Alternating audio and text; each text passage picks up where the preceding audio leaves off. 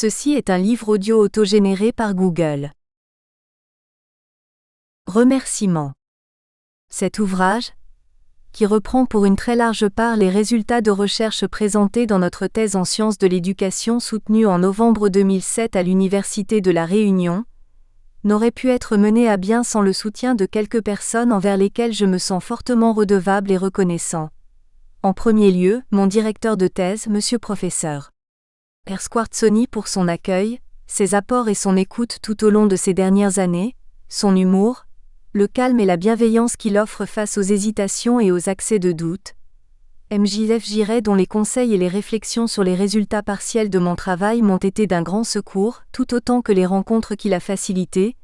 Monsieur Everdier qui a accompagné mes premières démarches comme doctorant, Madame Professeur B. Gendron dont les critiques pointilleuses et les remarques toujours productives m'ont permis d'affiner mes hypothèses de travail, Monsieur Professeur Lachoumanin pour son accueil et son écoute au sein du CIRCI, Centre interdisciplinaire de recherche sur la construction identitaire.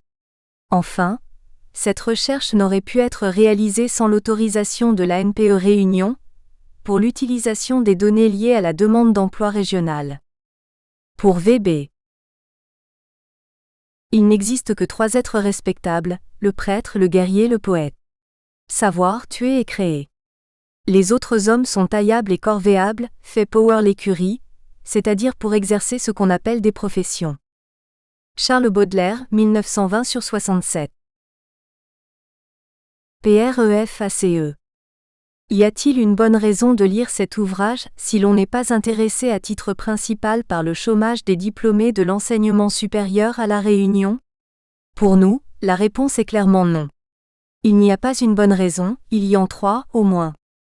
Poursuivons le propos dans cette veine d'expression directe et simple en prenant pour hypothèse de base que le candidat lecteur à cet ouvrage s'intéresse à tout le moins aux questions de formation, d'emploi et de chômage. Une revue intelligente de la littérature utile, voilà la première raison que nous trouvons d'entrée. En 80 pages digestes, le lecteur dispose d'une couverture complète et adaptée de l'éventail des approches convoquées à bon droit et ici habilement, pour l'investigation entreprise dans la relation formation-emploi. C'est un excellent viatique qui est fourni à quiconque veut à son tour se préparer, ou préparer autrui, à entrer sur ce territoire pour y conduire une étude ou une recherche. Il nous semble, pour connaître l'auteur, que la clarté et la pertinence de cette synthèse tiennent à sa faible enculturation initiale en sciences économiques ou en sciences de l'éducation. Cela lui a posé initialement un vrai problème, auquel il a répondu par un effort soutenu d'assimilation des œuvres étudiées, et c'est de cette compréhension pour soi qu'il nous fait bénéficier. Ajoutons que cela lui a donné également un degré de liberté lorsqu'il a abordé cette littérature avec une certaine maturité intellectuelle. S. Guillon avait moins que d'autres à se libérer du connu, tâche si difficile. Il a donc, plus que d'autres, la capacité de proposer un regard un peu différent des représentations installées. La valorisation pointue de données pertinentes et inexploitées, c'est la deuxième raison de porter intérêt à cet ouvrage qui peut susciter des vocations à réutiliser ailleurs les mêmes données et les mêmes méthodes ou presque, pour de nouvelles moissons de résultats. De son activité professionnelle à l'ANPE, S. Guillon a retiré la conviction que le travail méthodique entrepris par cet organisme en faveur de chaque demandeur aboutissait, involontairement mais fatalement, à la formation d'un gisement imposant de données très intéressantes et très sous-exploitées. Les données de stock de la demande d'emploi.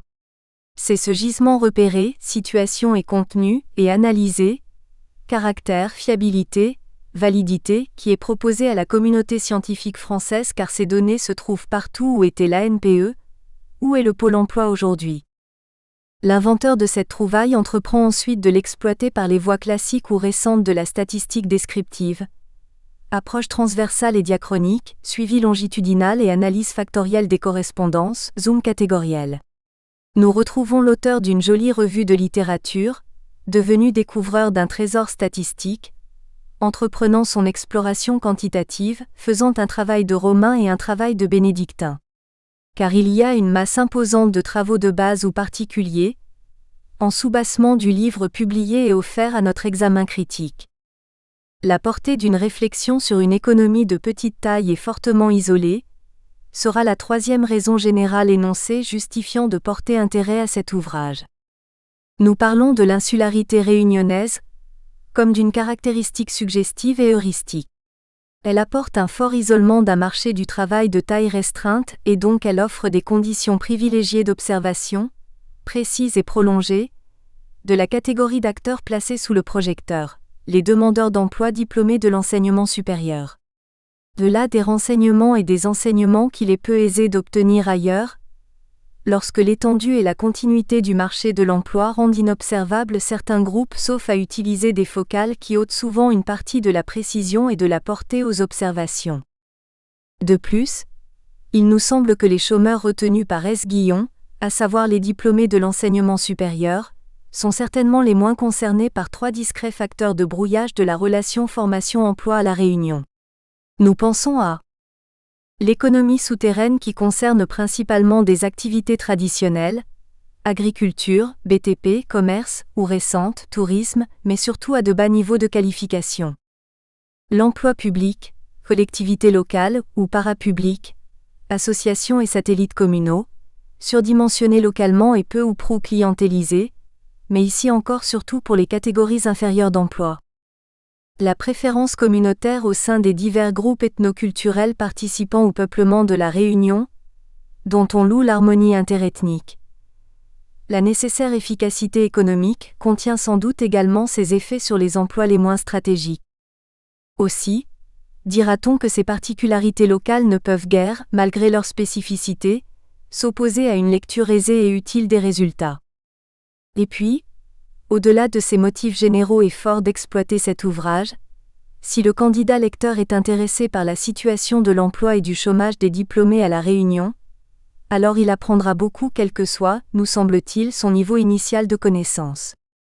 Nous portons là le regard sur les domaines dans lesquels nous avons investi depuis longtemps, que nous pensions bien connaître, et pourtant nous avons eu de bonnes surprises car S. Guillon apporte, selon nous, trois ensembles d'éléments. Une revue de la littérature locale sur la thématique qui remet sur la table de travail des textes devenus très peu accessibles, ce qui reconstitue le nuage finalement assez dense d'analyse dont nous disposions, rend hommage aux auteurs et prépare à des avancées, une recomplexification de l'analyse de l'emploi et du chômage à La Réunion, grâce évidemment aux apports du travail pointu sur les données volumineuses exploitées pour la première fois.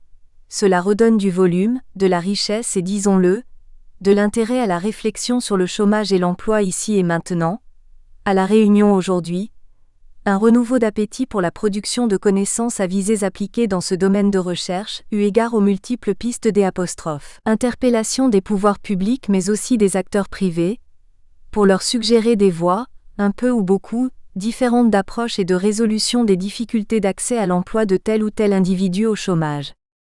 La position critique face à l'adéquationnisme ambiant et la volonté de diriger le projecteur vers le volet formation, interne à l'entreprise, nous semble très judicieuse. C'est sans doute pour l'ensemble de ces motifs de satisfaction au terme de la relecture de l'ouvrage utile et stimulant de S. Guillon, que nous paraît parfois un peu excessive une dramatisation observée ici et là et apportée encore en touche finale.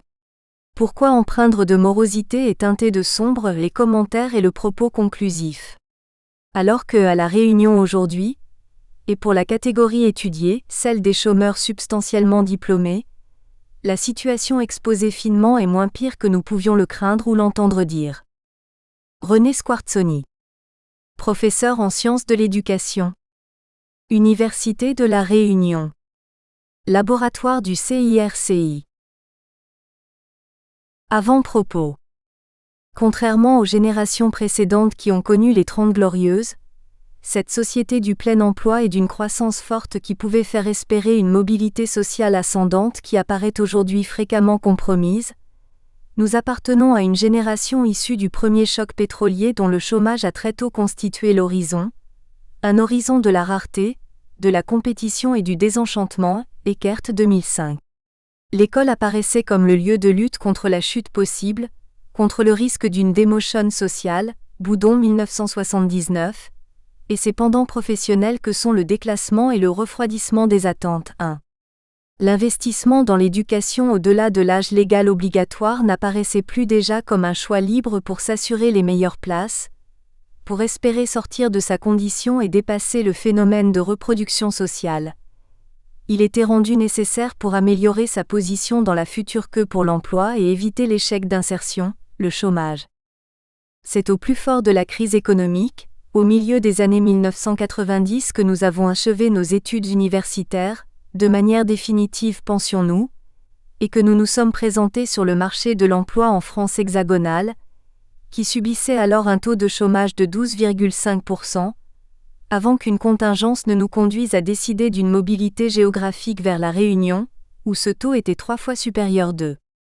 Nous avons alors intégré l'Agence nationale pour l'emploi Réunion, où l'une des premières missions qui nous fut confiée consistait à animer en direction de quelques jeunes débutants diplômés du supérieur alors au chômage une prestation d'aide à la recherche d'emploi. Au fil des sessions, cette population ciblée par les politiques publiques, jusqu'alors marginale dans les actions du service de l'emploi et surtout constituée de jeunes diplômés des filières STS des lycées, s'est élargie à des profils universitaires généralistes, puis plus tard encore à des troisièmes cycles, si bien que lorsqu'il a été nécessaire de trouver un sujet de recherche pour le diplôme d'études approfondies, Guillon, 2003, que nous avions décidé d'entreprendre au début des années 2000, cette population de débutants diplômés du supérieur s'imposa d'autant plus facilement qu'elle allait dans le sens des priorités du laboratoire de recherche qui nous avait accueillis. Ce choix de n'étudier que l'entrée dans la vie active d'un groupe nous a semblé a posteriori réducteur, dans le sens où il ne permettait pas d'interroger la réalité du marché de l'emploi, la précarité, la confrontation des générations, les rendements différentiels de l'investissement en formation sur le long terme, alors même que l'activité professionnelle que nous exercions alors en parallèle nous renvoyait l'image d'un chômage récurrent, souvent paradoxal et polymorphe. En effet, se concentrer sur la primo-insertion conduit grosso modo à n'étudier que le chômage de type frictionnel ou d'insertion, en dehors des situations de grandes difficultés sociales, sanitaires et psychologiques qui échappent aux statistiques administratives, si bien que lorsque l'opportunité nous a été donnée de prolonger notre recherche, l'ambition s'est fait jour d'élargir notre cible d'étude à l'ensemble des chômeurs diplômés du supérieur sur l'île, d'étoffer les méthodes des analyses et le volume des données à récolter et de nous inscrire non plus seulement dans le moment de la première insertion professionnelle, mais avant tout au centre même du marché externe de l'emploi, où sont regroupés les chômeurs complets, les actifs à temps partiel subis, à l'intérieur de ce champ particulier où se confrontent les profils, les besoins économiques et les stratégies. Introduction. Dès lors que Ton cherche à s'intéresser aux chômeurs, n'y a-t-il pas quelque chose d'élitiste, voire de paradoxal à concentrer son attention sur les seuls diplômés du supérieur ? Élitiste, puisque la sociologie de l'éducation souligne qu'ils sont en proportion plus souvent issus des classes favorisées de la société 3. Paradoxal dans le sens où un tel groupe, ayant investi plus longtemps dans l'accumulation de capital humain, devrait être mieux protégé contre le risque de chômage que les individus n'ayant pas accédé à la certification de l'enseignement supérieur. La première réponse que Ton peut donner est d'ordre purement statistique. Entre 2003 et 2005, alors que le chômage reculait à La Réunion 4, le nombre de chômeurs détenteurs d'un des diplômes de l'enseignement supérieur n'a cessé de croître, accusant une hausse de près de 20%. Ce fait à lui seul nous a confortés dans notre choix d'étudier ce groupe en difficulté. Cette détérioration a été constatée voilà plus d'une décennie, Parrain et al., 1997, avec une augmentation de près de 14 points du taux de chômage en l'espace de 2 ans. Chose nouvelle, tous les jeunes sont concernés par le chômage, même les diplômés du supérieur. Ces derniers ont vu leur taux de chômage doubler en 2 ans, de 1995 à 1997, passant de 10,5% à 24%. Le taux de chômage des titulaires d'un diplôme de Bac+2 est désormais supérieur à celui de métropole dans l'Hexagone, 17%. La situation a donc tendance à se dégrader relativement rapidement. Thématique récurrente du débat public, le chômage suscite à La Réunion des représentations sociales fortement chargées psychologiquement et porteuses de tenaces a priori. 3 arguments sont avancés dès lors qu'il est question de chômage. La confrontation des méthodes de comptage, recensement, enquête emploi et ANPE, nourrit une polémique depuis des décennies. Ensuite, le coût du travail est régulièrement abordé par le monde économique, charge patronale, réforme de la baisse du temps de travail. Enfin, l'inadéquation du système éducatif face aux besoins des entreprises est avancée pour expliquer le chômage d'une part de la population active, surtout celui frappant les plus jeunes générations. C'est ce dernier argument, parce qu'il met en question l'efficacité externe du système éducatif, que la recherche en sciences de l'éducation peut interroger prioritairement.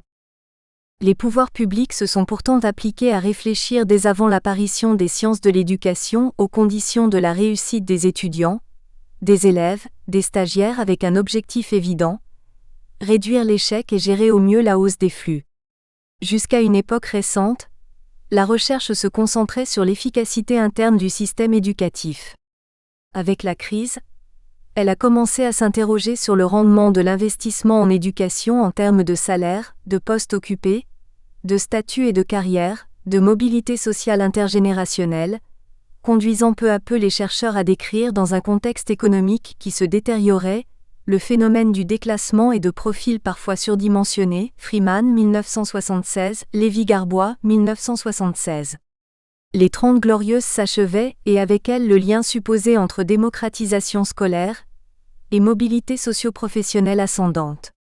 Houdon a montré dès le commencement de la crise qu'une telle espérance était en partie illusoire. Un individu qui a un niveau d'instruction supérieur à celui de son père a à peu près autant de chances de maintenir ou d'améliorer son statut d'origine qu'un individu ayant un niveau d'instruction inférieur à celui de son père. 1979/63. L'auteur, utilisant pour la première fois à grande échelle les données démographiques, prévoyait même une inversion du phénomène. Les probabilités de monter dans la hiérarchie sociale d'une génération à la suivante sont en général inférieures aux probabilités de descendre. Idem 266. De nos jours, à La Réunion, le débat sur l'utilité de l'éducation porte peu sur la problématique de mobilité ou de démotion sociale.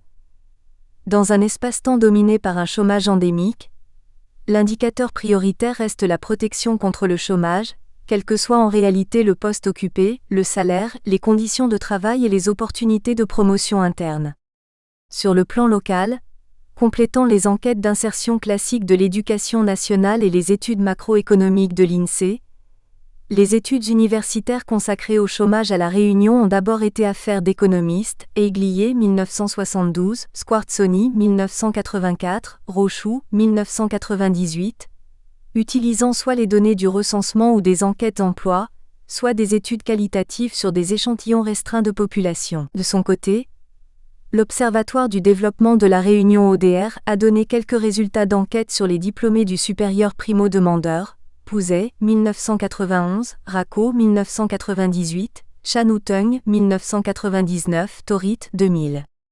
Fait assez surprenant, en dehors de quelques statistiques globales ponctuelles, les données administratives produites par l'activité quotidienne du service public de l'emploi local, dont l'ANPE était alors le noyau, n'ont pas été utilisées à grande échelle par la recherche universitaire. C'est parce que nous souhaitions compléter les enquêtes sur les chômeurs déjà produites par le passé, avec un souci de décloisonnement disciplinaire rendu possible et souhaité par l'interdisciplinarité de notre laboratoire, que nous nous sommes proposés d'étudier l'ensemble des chômeurs diplômés de l'enseignement supérieur, à partir du niveau 3-5. Nous avons ainsi étudié sur une période de 2 ans l'ensemble des diplômés titulaires d'un des diplômes de l'enseignement supérieur inscrits à l'ANPE Réunion, non pas seulement les débutants, mais l'ensemble des diplômés, issus ou non du système éducatif local, expérimentés ou non, en chômage complet ou exerçant une activité partielle subie, ceux-là même qui se retrouvent en compétition pour les offres du marché local, sur ce marché externe de l'emploi où se rencontrent les primo-entrants en chômage des insertion, les intérimaires chroniques, les précaires sur des emplois d'attente, les licenciés économiques en seconde partie de carrière, les exclus, les chômeurs de longue durée, les chômeurs volontaires et parfois les étudiants en quête d'un job de vacances. Parce qu'il enregistre et conserve pour les besoins quotidiens de l'activité opérationnelle de l'ANPE l'ensemble des données relatives à la relation formation-emploi, nous savions d'expérience que le fichier administratif de l'agence pouvait s'avérer productif pour la recherche universitaire, malgré ses limites. Il constitue une source de données peu exploitée, produite méthodiquement par une administration couvrant l'ensemble du territoire et dont la mission est au cœur de la relation formation-emploi. L'objet de nos travaux de recherche depuis une dizaine d'années a ainsi consisté à analyser l'une des composantes du rendement social de la poursuite d'études dans l'enseignement supérieur, cette composante étant l'employabilité, au sens strict de probabilité de trouver un emploi à un moment donné sur un territoire donné. La précarisation rampante du lien salarial, l'éloignement du modèle de carrière stable, linéaire, l'externalisation du risque économique sur le salarié, la gestion à court terme des ressources humaines, une compétition pour l'emploi de plus en plus acharnée, une segmentation dichotomique du marché du travail.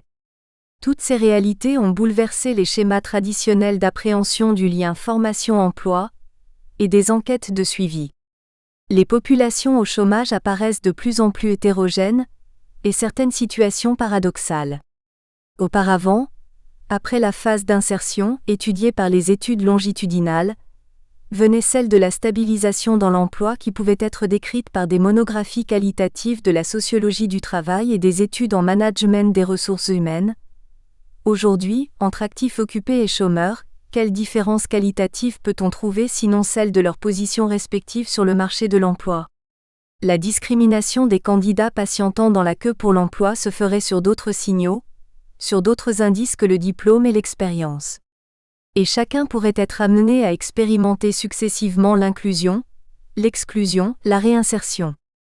Peut-on alors encore continuer d'analyser le rendement éducatif mécaniquement, assimilant hausse du niveau de formation et éloignement du spectre du chômage ? Indubitablement, les conclusions que l'on sera amené à formuler pour la Réunion ne peuvent être telles quelles généralisées à l'ensemble des régions françaises.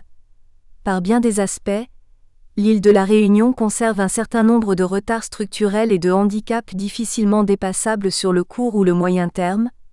Elle pourrait cependant, avec un taux de chômage 3 fois supérieur à celui de l'Hexagone et un système éducatif au même niveau que le standard national, illustrer en modèle réduit et D'. Une manière anticipée, le paradoxe à venir d'un chômage surqualifié, surdimensionné, mettant en question un surinvestissement en capital humain over-éducation.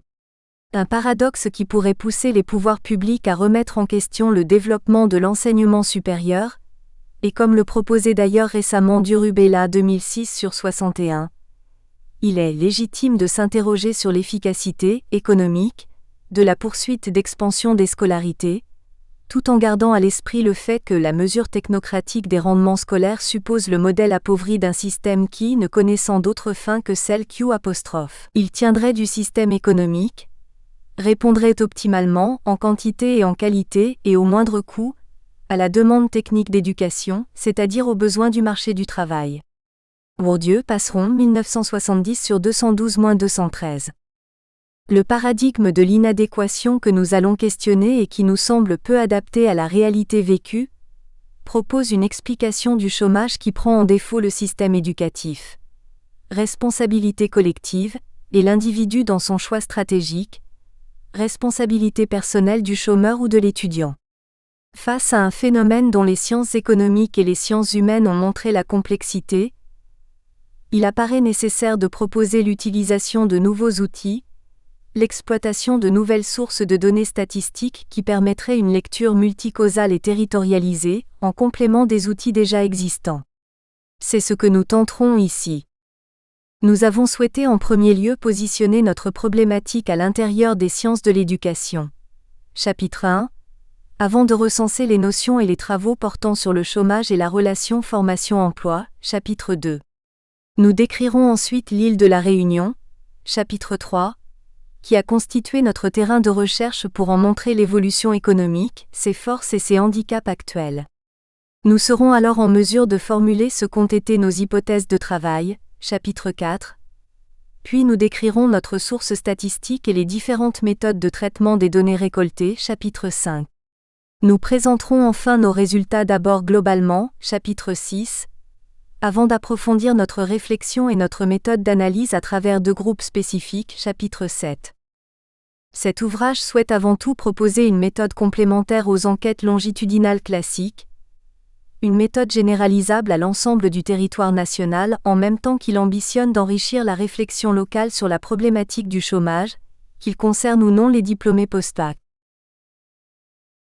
Partie 1. Cadre factuel et THEORIQUE. Chapitre 1. Sciences de l'éducation et CHOMAGE. Introduction. Notre réflexion ne porte que sur une cible restreinte de la population. Les diplômés de l'enseignement supérieur au chômage ne constituent pas à l'heure actuelle à La Réunion un groupe homogène ni significatif dans la masse des chômeurs locaux. Ils ne sont que quelques milliers selon les mois de l'année, sur près de 100 000 demandeurs d'emploi. C'est en tant qu'ils sont des individus, des agents sociaux ayant incorporé par un titre leur passage dans le système éducatif supérieur, ils y ont rencontré le succès, mais en même temps en situation d'échec, provisoire ou plus durable, nous le verrons sur le marché de l'emploi, que nous appréhenderons les diplômés de l'enseignement supérieur.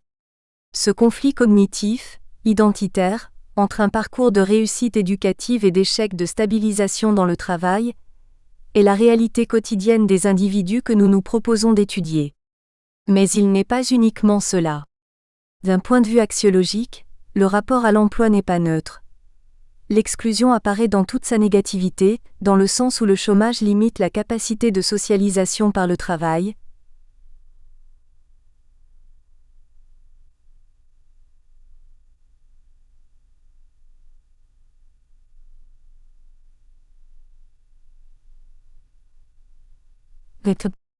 Ensuite, l'étude des rapports que tissent entre eux l'éducation, la formation et l'emploi n'épuise pas le champ de l'insertion ni de la socialisation, malgré la place qu'occupe le travail dans les discours. Plusieurs questions peuvent être posées. Quel est le poids du profil éducatif, de la spécialisation en termes de formation et de niveau dans le processus d'insertion ou de réinsertion sur le marché de l'emploi? Peut-on ambitionner de construire des groupes, de mettre à jour des types idéaux à partir des diplômes, des niveaux, des spécialisations?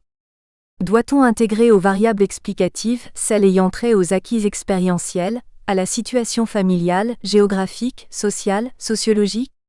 Comment peut-on circonscrire l'impact des différents éléments liés à la certification supérieure chez l'individu, comme élément explicatif d'une difficulté d'insertion sur le marché du travail? En résumé, l'école intervient-elle dans la construction de l'employabilité? Ou bien n'est-ce qu'affaire de hasard, celui de la présence de l'individu à l'intérieur d'un territoire, contraint par les handicaps plus ou moins lourds de son extraction sociale et de sa condition actuelle? Une stratégie individuelle peut-elle apparaître, qui chercherait à dépasser ces freins, ces handicaps sociaux et territoriaux?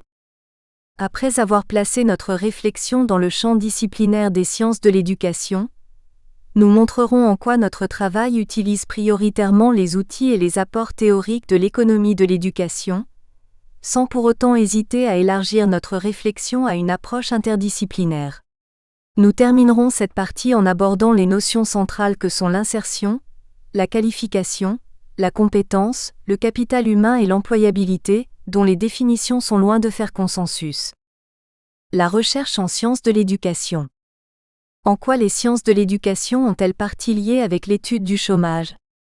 Dans quelle mesure serait-elle intéressée par un objet situé en dehors de l'école, à une étape du parcours de l'individu qui ne concerne plus prioritairement les processus d'apprentissage à l'intérieur de la classe? Premier élément de réponse, comme l'indique Chariot 1995/179. Les sciences de l'éducation ne se confondent pas avec l'école et l'enfance, encore moins avec la pédagogie. Un large pan des sciences de l'éducation n'a rien à faire avec les IUFM. La définition classique insiste déjà sur le fait que l'éducation n'a pas pour seul objet le développement intellectuel, instruction. Elle a également pour objet une formation physique et morale et l'adaptation sociale. Le dictionnaire oppose par ailleurs l'éducation générale aux spécialisations. L'éducation professionnelle, terme dont l'utilisation se fait rare aujourd'hui, on parle de formation, était apparentée à l'apprentissage, c'est-à-dire la connaissance d'un métier, d'une technique. L'éducation s'adresserait ainsi plutôt aux jeunes générations, quand la formation serait destinée aux adultes. Pour Berbaum, 1982/14, parlant d'éducation, on sous-entend le plus souvent une action qui s'adresse à des jeunes, qui se propose un développement du savoir-être, qui reste très informel quant à son organisation et son déroulement. Si l'on veut parler d'action auprès d'adultes, on utilisera davantage le terme formation, entendant par là généralement une action portant sur l'acquisition de savoir et de savoir-faire plus que de savoir-être, qui est très formelle quant à son organisation. Mais on parle aussi de formation initiale, et il s'agit alors d'une action s'adressant plutôt à des jeunes. Depuis, les frontières se sont brouillées entre éducation et formation, entre formation initiale et formation continue, entre formation professionnelle initiale et formation professionnelle continue. Nous suivons l'auteur lorsqu'il résume cette dichotomie. Si le terme éducation renvoie à une action à long terme, peu délimitée dans le temps aux objectifs souvent non explicites, le terme de formation recouvre habituellement une intervention de durée limitée aux objectifs bien déterminés. Lorsque le système éducatif est interrogé sur l'insertion des élèves, des lycéens, des étudiants, des stagiaires, c'est en tant qu'il positionne les individus en différents niveaux de formation, certifiés ou non, de spécialisation, en tant qu'il sélectionne et qu'il aiguille dans différentes filières. Il s'agit là d'un fragment de ce que produit le système éducatif, et c'est ce fragment qui peut être évalué avec des outils spécifiques. Les systèmes de formation apparaissent comme des éléments décisifs pour répondre aux défis de l'emploi. Les sociétés attendent d'eux qu'ils soient capables de fournir en permanence le type de main-d'œuvre nécessaire dans des conjonctures variables et dans un marché en mutation accélérée. Vernière, 1993/49. Inscrire une recherche à l'intérieur d'une spécialité ou d'une sous-spécialité est déjà l'indice d'un choix épistémologique, voire même axiologique.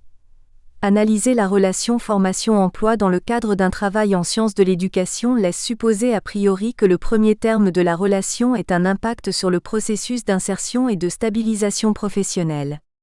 L'objet même de notre travail n'apparaît que tardivement dans la recherche universitaire dans cette spécialité qui s'est développée à partir de la fin des années 1960, entraînée par la poussée démographique des effectifs formés et mécaniquement des effectifs consacrés à la recherche.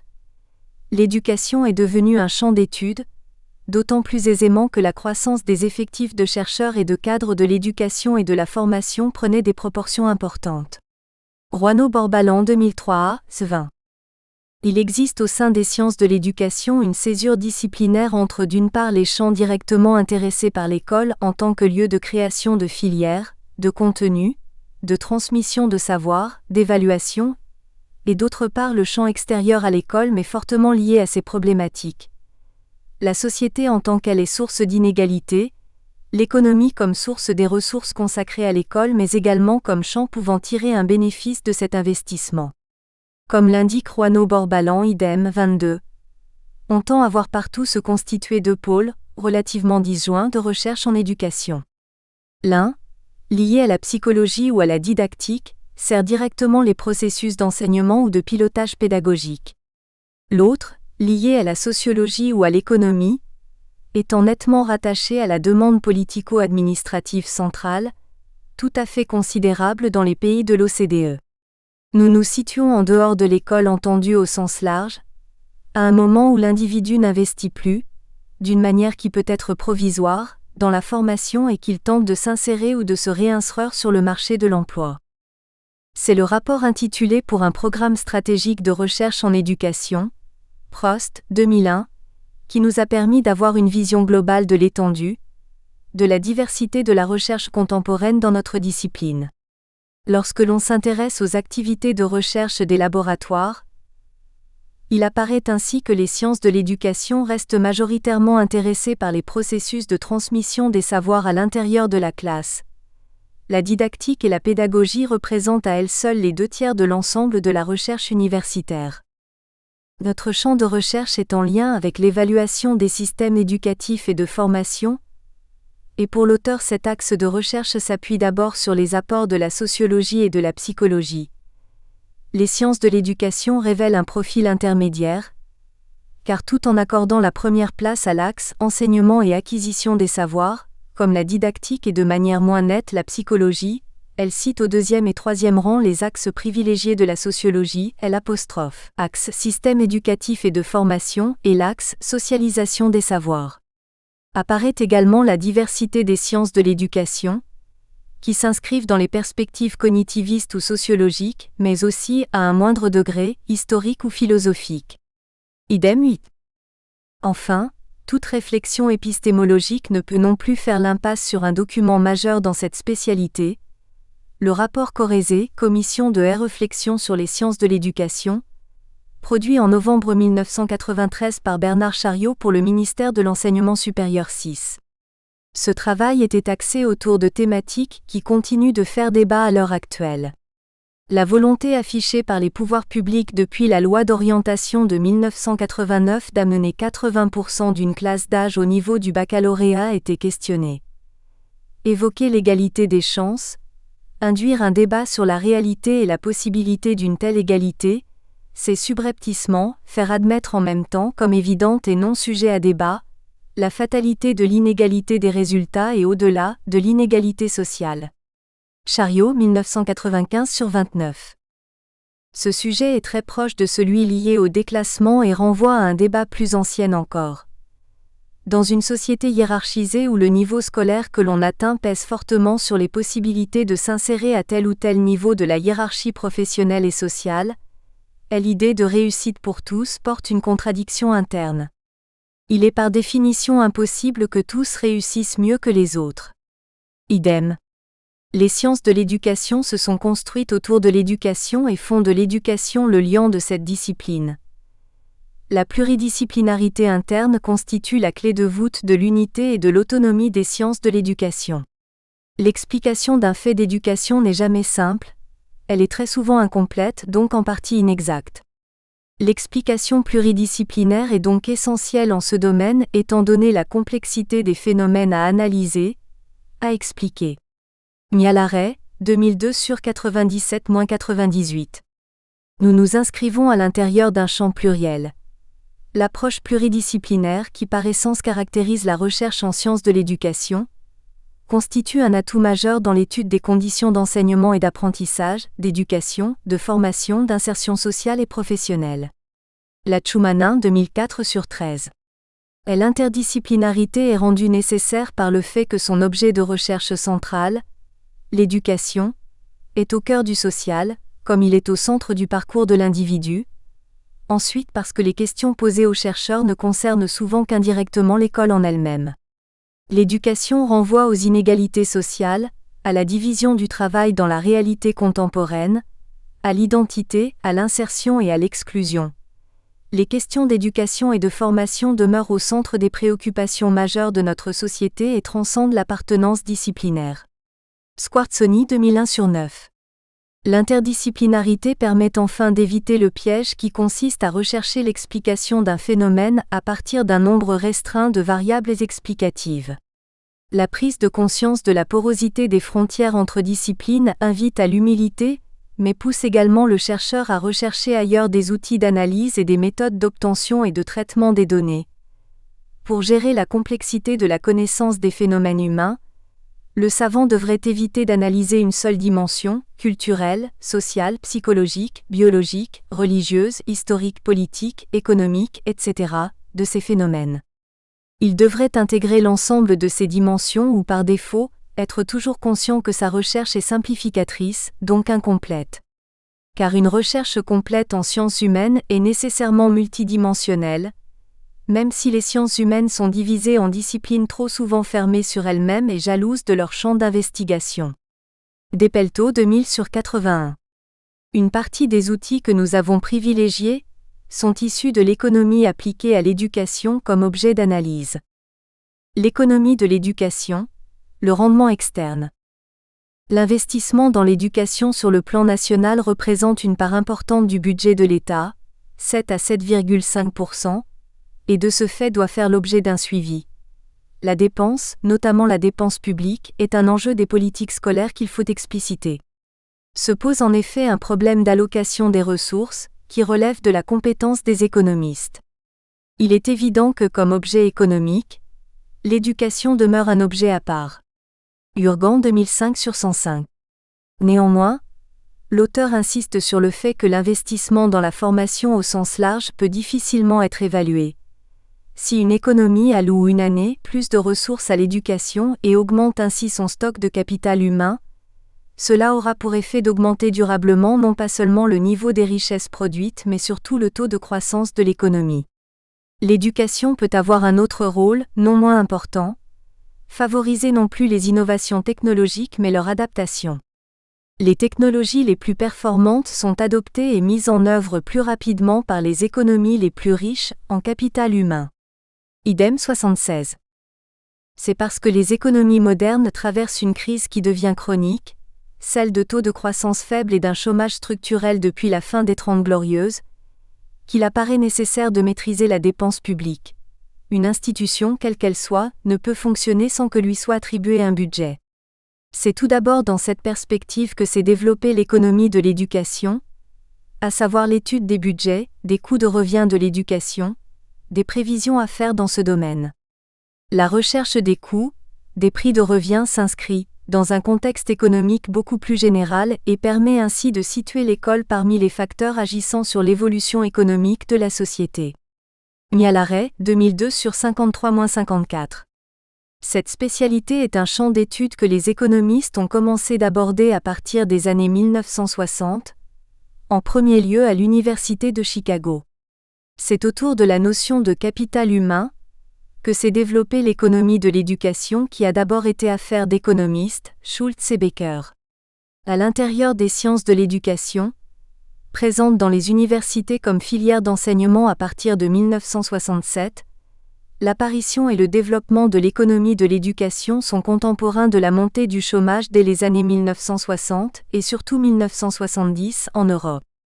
Avant tout science d'évaluation du système éducatif, elle a élargi ses champs d'intervention et de recherche aux zones où l'éducation et le marché de l'emploi entrent en contact, dans cet instant de l'insertion du produit formé, le lycéen, l'étudiant, le stagiaire, considéré comme un input au sous-système de production qu'est l'entreprise au sens large. La productivité du système d'enseignement peut être analysée à partir de deux points de vue, qui sont d'ailleurs apparus successivement. L'efficacité interne au système éducatif vise à réduire la déperdition scolaire, échec, abandon, redoublement, en améliorant les pratiques didactiques et pédagogiques, l'outillage, la formation des enseignants, la prise en compte de l'environnement du formé et des identités professionnelles du monde éducatif. Cette productivité sera mesurée par le rapport entre les résultats, réussite, certification, temps de présence dans les différents niveaux et les moyens consentis. Le curseur s'est ensuite déplacé à l'extérieur du système éducatif. Il a alors été question de l'efficacité externe de l'éducation dans le sens où cette dernière aurait un impact sur le processus d'insertion ou de réinsertion de l'individu, bénéfice pour l'individu, et sur la croissance du pays, bénéfice macroéconomique. Le phénomène du déclassement est un objet de recherche moderne, mais au-delà du déclassement, le chômage, c'est-à-dire l'échec d'insertion ou de réinsertion, n'apparaît que très rarement dans les études en économie de l'éducation, en dehors des périodes de primo-insertion qui sont analysées par les suivis longitudinaux de cohorte ou de génération, comme nous le verrons plus bas. Réduire le chômage des diplômés à un simple problème d'ajustement entre l'offre et la demande n'est pas neutre. Cette option revient à ramener l'éducation à n'être que l'antichambre de l'entreprise, le salarié formé à une machine-outil, et les stratégies de l'une et de l'autre à de purs mécanismes matériels vers un objectif commun qui serait l'efficacité entrepreneuriale, en oubliant le fait que le développement du capital humain se réalise sur longue période, également en dehors du système éducatif, au-delà de la formation initiale, elle ait été ou non professionnalisante. L'économie de l'éducation permet une aide à la décision pour le système éducatif dans le cadre de l'ingénierie de formation et de choix stratégiques. Les institutions supérieures de certains pays trouvent également un intérêt dans cette approche auto-évaluative qui leur permettrait de se pencher sur le rendement et la productivité de l'enseignement universitaire. C'est très certainement par ce genre de démarche qu'une organisation universitaire, une faculté ou un département peut, le mieux, développer des orientations et des spécialisations nouvelles, organiser l'enseignement aux adultes, créer des troisièmes cycles universitaires performants. Dupont, 1994 sur 61-63. Mais notre réflexion ne peut s'inscrire seulement dans cette spécialité, puisque l'insertion ne se résume pas à un rapport entre une offre et une demande. il s'agit d'une confrontation entre deux sous-domaines, deux rationalités, une expérience plus ou moins conflictuelle et déstabilisante d'un individu formé qui se positionne sur le marché du travail. La recherche s'est alors intéressée plus largement à ce rapport entre d'un côté le système éducatif, formation, et de l'autre le marché du travail, emploi, et les travaux ont rapidement été amenés à questionner ce lien formation-emploi. Le lien FORMATIONEMPLOI, une approche interdisciplinaire. Il est peu de dire que le bilan de la planification du système éducatif ne semble pas avoir été positif. La planification de l'éducation à partir des besoins de main-d'œuvre, largement prônée dans les années 60 par des organisations comme l'OCDE ou l'UNESCO, a connu un échec notoire dans les pays à économie de marché et peut faire l'objet d'un large scepticisme dans le cas des économies collectivistes à plan central. Sa faiblesse est sans doute d'admettre la prééminence du marché du travail sur la sphère éducative et d'ériger en condition le principe d'une correspondance rigoureuse entre les systèmes éducatifs et les marchés du travail. Universalis, 1995. Pour l'étude de la relation formation-emploi, le CEREQ, par ses méthodes, son positionnement et son inscription territoriale, apparaît central dans l'analyse des processus d'insertion et de transformation des formes d'emploi, des parcours et des publics étudiés. Les travaux du CEREQ sont essentiellement centrés sur le suivi de l'insertion ou du cheminement des sortants du système éducatif, sur l'étude du cheminement des étudiants au sein des cursus d'enseignement et sur l'analyse de la jeunesse de l'offre de formation professionnelle, notamment dans le cadre de la décentralisation et de la déconcentration. Cheveillé, 1999 sur 523. Il existe par ailleurs au sein du CEREQ un groupe de travail sur l'enseignement supérieur, GTES, qui centre précisément ses recherches sur les questions liées à l'insertion des diplômés de l'enseignement supérieur. Ses premiers travaux portaient sur l'exploitation des fichiers administratifs des universités, pour connaître le profil des étudiants et le déroulement des études 7. Les derniers travaux du groupe ont mis en question les outils classiques et les théories sous-jacentes. En ne s'intéressant qu'à l'influence du niveau d'études ou du diplôme sur l'insertion, les analyses traditionnelles de l'insertion ignorent la diversité des parcours de formation et leur effet sur l'insertion. De plus, la multiplication de parcours que l'on qualifiait parfois d'atypiques dans l'enseignement supérieur, réorientation et poursuite d'études dans d'autres filières, interruption complète ou partielle des études puis reprise d'études, double inscription, illustre la complexité des stratégies étudiantes dans un environnement universitaire qui évolue rapidement. L'existence d'un parcours linéaire et unique qui irait du baccalauréat au monde du travail en passant par une formation de l'enseignement supérieur semble devenir de moins en moins la norme. Giray, 2003 sur 7. Nous tenterons d'élargir pour le cas réunionnais l'analyse de ces parcours atypiques, en intégrant l'ensemble des diplômés de l'enseignement supérieur au chômage, quelle qu'ait pu être la période de fin d'études et de certification, pour la raison qu'à l'heure actuelle le jeune diplômé, primo-entrant sur le marché du travail ou très peu expérimenté, se trouve confronté aux autres diplômés au chômage mais plus expérimentés qui ne sont pas a priori concernés par la primo-insertion. La focalisation sur le couple formation-emploi semble aller de soi, mais il s'agit d'une construction historique, d'un compromis tacite.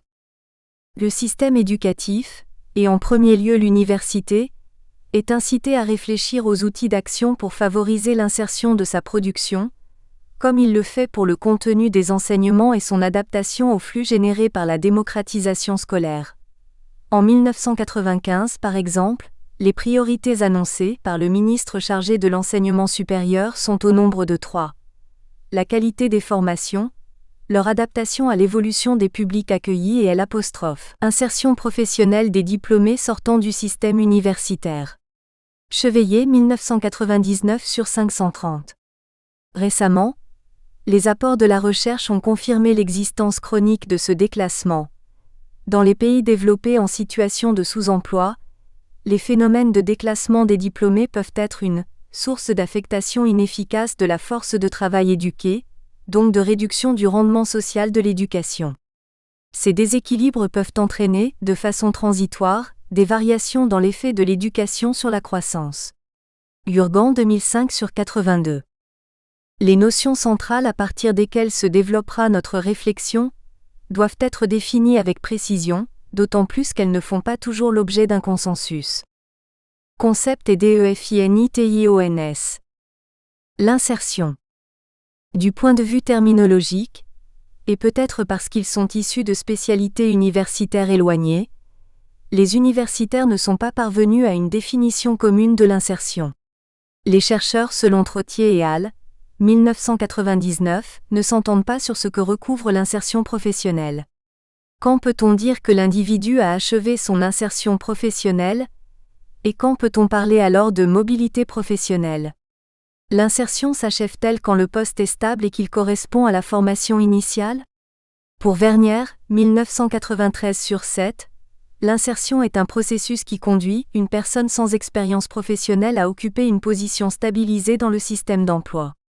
Il rappelle que le concept d'emploi n'est utilisé systématiquement dans la littérature économique que depuis un peu plus d'une cinquantaine d'années. Idem 5. Il le définit comme l'ensemble des éléments sociaux et juridiques qui institutionnalisent la participation des individus à la production de biens et services socialement valorisés. Idem 6. Pour Vincent 1981-1986 et Paul 1984, l'insertion est définie comme un processus qui se déroule sur une période où s'enchevêtrent des situations de recherche d'emploi, de chômage, de formation et d'inactivité professionnelle. Cité par Trottier, 1999/311. Selon Vincent, l'individu est inséré lorsqu'il ne consacre plus de temps à rechercher un emploi ou à des études, qu'il a un emploi durable, qu'il considère cet emploi comme celui qu'il doit garder compte tenu de la concurrence sur le marché. La correspondance formation-emploi n'apparaît pas nécessairement comme le critère premier pour juger de la fin de la période d'insertion. Idem 312/313. L'omniprésence de la notion d'insertion dans nos schémas de pensée, dans l'ensemble des débats médiatisés, dans la littérature spécialisée ne doit pas faire oublier le fait qu'il s'agit d'une approche relativement récente. Depuis une quinzaine d'années, la notion d'insertion est venue se substituer à celle d'intégration dans le champ politique quand on a commencé à parler de chômage, d'exclusion. L'apparition de la notion d'insertion rend compte du fait qu'on ne s'intègre plus de la même façon dans le travail aujourd'hui.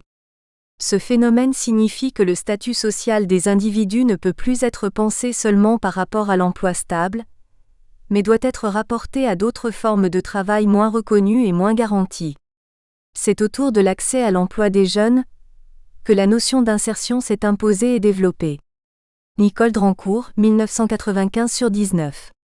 Ce glissement de la notion d'intégration, qui est le processus de formation de la cohésion sociale et du passage de relais entre les générations, à celle d'insertion, qui ne devrait être que la première étape de ce processus d'intégration sociale par le biais de l'accès à l'emploi, indique que les conditions d'inclusion dans la communauté sont mises à mal. La notion d'insertion, souvent utilisée sans autre précision, est trop générale. Il faut pour le moins distinguer entre insertion et réinsertion, entre insertion sociale et professionnelle. Vernier, 1997/2. L'insertion ne concerne que les individus n'ayant jamais travaillé, contrairement à la réinsertion. Et l'auteur rejette la notion de transition professionnelle qu'il juge trop vaste. L'insertion serait le processus par lequel des individus, n'ayant jamais appartenu à la population active, accèdent à une position stabilisée dans le système d'emploi. Idem 3. Il s'agit en grande partie des sortants du système éducatif. L'insertion sociale est un processus global dont l'insertion professionnelle est seulement l'une des composantes. L'auteur estime que c'est parce qu'elles n'ont pas la productivité attendue que les catégories défavorisées ne parviennent pas à se stabiliser. Pour les jeunes les mieux formés et sans handicap majeur, ce processus long et difficile s'achève par l'obtention d'un emploi relativement stable correspondant à une partie des attentes initiales. Idem 7. Alors que Vernier souhaite distinguer l'insertion et la reconversion, l'existence de notions proches interfèrent avec elle analyse et sont parfois confondues. C'est le cas du processus distinct d'insertion sociale ou des phénomènes de réinsertion et reconversion après licenciement. Idem 11.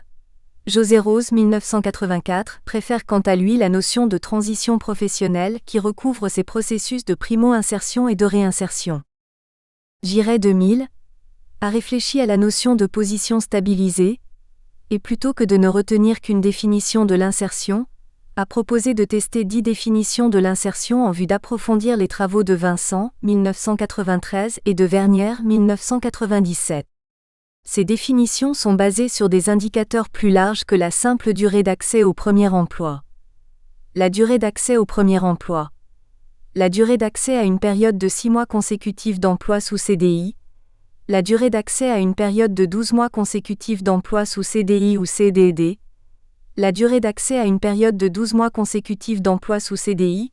La durée d'accès au premier emploi si l'individu passe moins de 25% de son temps au chômage lors de ses 2 premières années sur le marché du travail. La durée d'accès au premier emploi si le premier salaire est égal au salaire moyen de l'échantillon, sinon la durée d'accès à une période d'au moins 6 mois d'emploi sous CDI. La durée d'accès au premier emploi s'il existe une adéquation entre la spécialité du diplôme et la spécialité du premier emploi, sinon la durée d'accès à une période d'au moins 6 mois sous CDI. La durée d'accès au premier emploi si l'individu est dans une situation d'emploi 2 ans après sa sortie du système éducatif. Sinon la durée d'accès à une période d'au moins 6 mois sous CDI. La durée d'accès à l'emploi sous CDI. La durée d'accès à 6 mois d'emploi consécutif, CDD ou CDI. Appliquées à des sortants du système éducatif, ces définitions permettent de conclure à l'effet différenciateur de quelques variables que l'on retrouve, quelle que soit la définition testée. Plusieurs variables sont particulièrement discriminantes. Le sexe, la spécialité du bac, l'origine géographique, la mobilité géographique, l'âge ont des effets significatifs sur la durée d'insertion. En revanche, d'autres variables, comme le niveau d'éducation ou même la catégorie socio-professionnelle des parents, possèdent un effet plus contrasté. Idem 184. Et l'auteur de conclure, avec l'existence d'emplois d'attente et l'évolution des modes de recrutement des entreprises, la durée d'accès au premier emploi ne peut à elle seule rendre compte d'une position stabilisée. Idem 148. La qualification.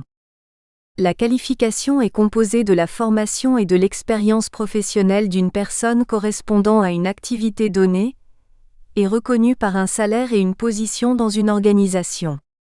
Elle peut désigner plus largement les savoirs, savoir-faire et savoir-être sanctionnés par une certification.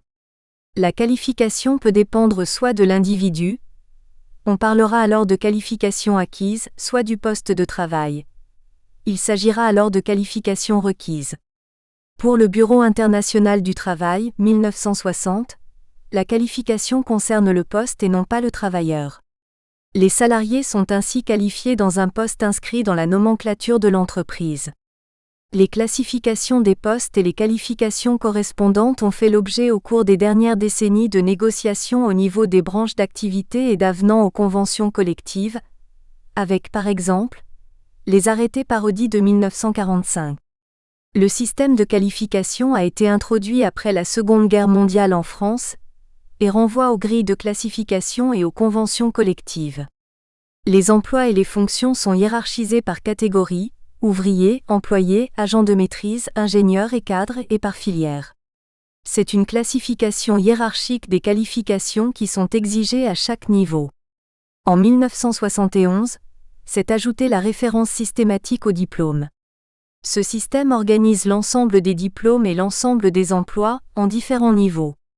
La qualification renvoie à la définition d'un poste et des tâches qui lui sont affectées, auquel correspond un niveau de diplôme et un niveau de salaire défini dans une grille de classification.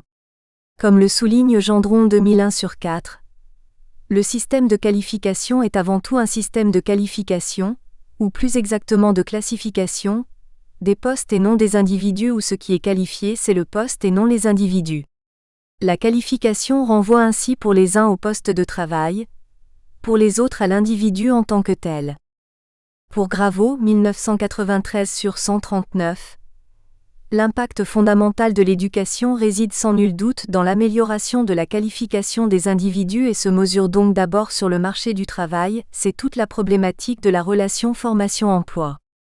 Selon Vernière, 1997/12, la qualification est d'abord l'acquis d'une personne ou d'un groupe, un acquis issu de sa formation et de son expérience au travail. La qualification est le produit combiné de l'expérience au travail et de la formation. Que la qualification produite par l'expérience soit directement fonction des caractéristiques du système productif où elle est acquise paraît évident. Idem 1993/6. La qualification est ainsi la combinaison de l'action des systèmes de formation et d'emploi, et elle est au centre de l'analyse de la relation formation-emploi. Plusieurs approches de la qualification sont proposées. Quelquefois qualifiée de notion inextricable, de lieu géométrique d'incertitude, idem, 11. Elle est donc à la fois étudiée comme la qualification des emplois et la qualification des travailleurs.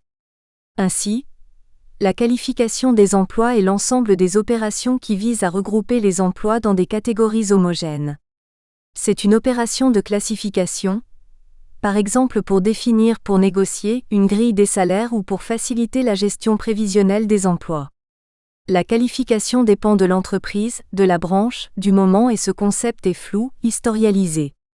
La qualification des emplois traduit donc un rapport de force entre groupes sociaux. La qualification des travailleurs est, elle, la combinaison de la formation professionnelle et l'expérience.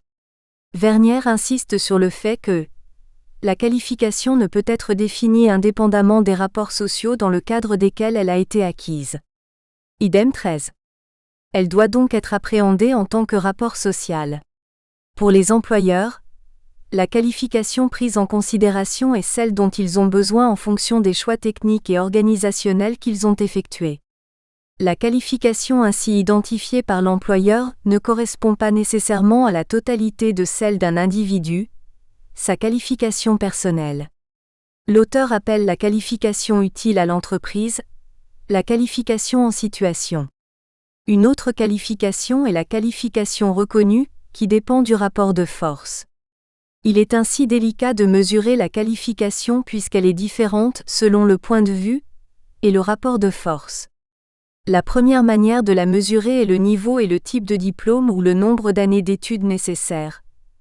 Il faut également prendre en compte l'expérience des travailleurs. Ce n'est pas seulement le nombre d'années de vie professionnelle ou l'ancienneté dans un emploi donné. La deuxième mesure consiste à connaître la nature de l'emploi occupé. La COMPETENCE. Les compétences sont les aptitudes et les connaissances, générales et professionnelles, les savoirs, les savoir-faire et les savoir-être qui conditionnent la réussite dans une tâche précise et vérifiable. Revol 2002/322 indique qu'un glissement très controversé s'opère dans les dernières décennies de la notion de qualification à celle de compétence. À partir du milieu des années 1970, on a adopté des critères de classification des postes de travail, connaissances, autonomie, responsabilité et type d'activité, et on a pris en compte des compétences individuelles des salariés mises en œuvre dans leur travail. L'individualisation du salarié dans l'entreprise a accompagné l'apparition de la notion de compétence.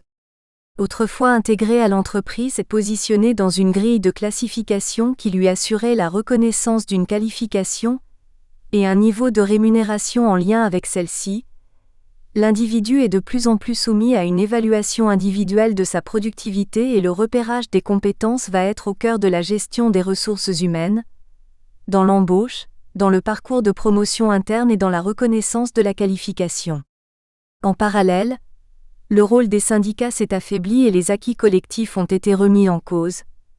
Là où la logique de poste donnait lieu à des compromis locaux dont les syndicats étaient partie prenante, et où les salariés pouvaient solliciter des révisions, autrement dit, là où ils disposaient des apostrophes. Un levier pour ajuster localement la valeur de la qualification des postes de travail via un système de cotation des postes. Dans le modèle de gestion des compétences, la logique des compétences les prive de cette possibilité de médiation impersonnelle étant donné que le modèle est basé sur de nouvelles règles de gestion individualisée de la main-d'œuvre. Gendron 2001/5.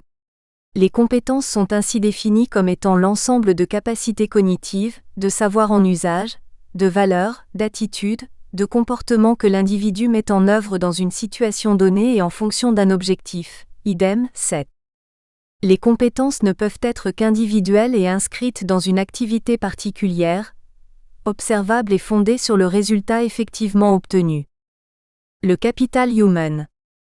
C'est l'ensemble des qualités attachées à la personne humaine: éducation, expérience professionnelle, salarié, bénévole, non officiel, travail domestique, diplôme, relations, santé. Après avoir été longtemps ignoré par la science économique, sans doute parce qu'il est difficilement mesurable dans sa globalité, le capital humain est considéré maintenant comme le facteur déterminant de la promotion individuelle et du développement économique. Au niveau individuel, on peut montrer que les écarts de revenus dépendent pour l'essentiel de la différence de dotation en capital humain. La principale propriété du capital humain est son incorporation à la personne, indissociable de son détenteur. Le coût de sa constitution dépend des ressources de l'individu et il est borné par les capacités cérébrales et physiques.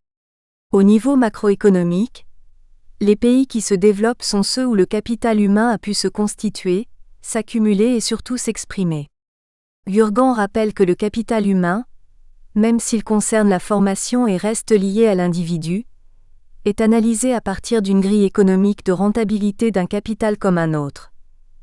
D'un point de vue strictement financier, si un agent rationnel poursuit ses études, c'est donc qu'il estime que l'augmentation de revenus qu'il peut espérer pour l'ensemble de sa vie active compense le coût qu'il doit initialement supporter.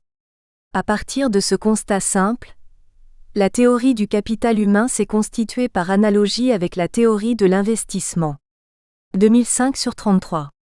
Nous développerons plus bas l'apport de ces théories plus complémentaires que concurrentes. Le MPLOYABILITE. Selon Gazier 1990/576, l'employabilité désigne l'espérance objective ou la probabilité plus ou moins élevée que peut avoir une personne à la recherche d'un emploi d'en trouver un. L'employabilité a été souvent liée à la durée de chômage. L'employabilité moyenne dépend des conditions générales de l'économie et de la société. Il faut de la croissance. L'employabilité différentielle est liée à certaines caractéristiques de l'individu et comme le souligne le même auteur, idem, 578. Selon l'approfondissement de la crise, ce sont des groupes différents qui rencontrent le plus de difficultés à sortir du chômage. Ce terme d'employabilité a une histoire que nous allons décrire succinctement. Le concept est apparu dans les années 1930 en Angleterre et a accompagné l'apparition de la société salariale. Il fallait à l'époque différencier les pauvres selon qu'ils pouvaient ou non s'intégrer à la société industrielle. Le reste, les marginaux inemployables, relevaient de la charité. C'est au même moment, pendant les programmes du New Deal, Nouvelle Donne aux États-Unis, que la notion a été formalisée. Elle faisait référence aux capacités élémentaires à occuper un emploi. Le terme amène l'idée de validité, d'aptitude. Un classement binaire peut être fait. Les employables auxquels un emploi stable peut être proposé, et les inemployables auxquels l'aide sociale est destinée. Finot 2000/10. Dans l'Amérique des années 1950 à 1960, les inemployables deviennent une catégorie médico-sociale beaucoup plus riche de nuances, une notion développée par les spécialistes de l'éducation et de la rééducation. On appréciait la distance à l'emploi de travailleurs défavorisés. Pour Gazier 1990, il s'agissait avant tout de prédire par des batteries de tests si tel individu avait une chance d'exercer tel métier. Dans le courant des années 1960 à 1980, toujours aux États-Unis, la notion évolue pour devenir le degré d'attractivité d'un individu aux yeux d'un employeur. Il ne s'agira plus uniquement de tests médicaux mais également de tests évaluant les aptitudes, les comportements, la motivation, l'allure vestimentaire, les certifications, l'expérience antérieure, les caractéristiques physiques et une bonne partie de ces critères apparaissent comme étant liés à des représentations sociales subjectives. Finot indique qu'à partir des années 1980 à 1990, en France, le concept d'employabilité a été essentiellement utilisé comme moyen de compréhension des processus globaux et collectifs de sélection des demandeurs d'emploi sur le marché du travail. Nous espérons que vous avez apprécié cet aperçu. Pour continuer à écouter ce livre audio sur Google Play Livres, utilisez le lien dans la description de la vidéo.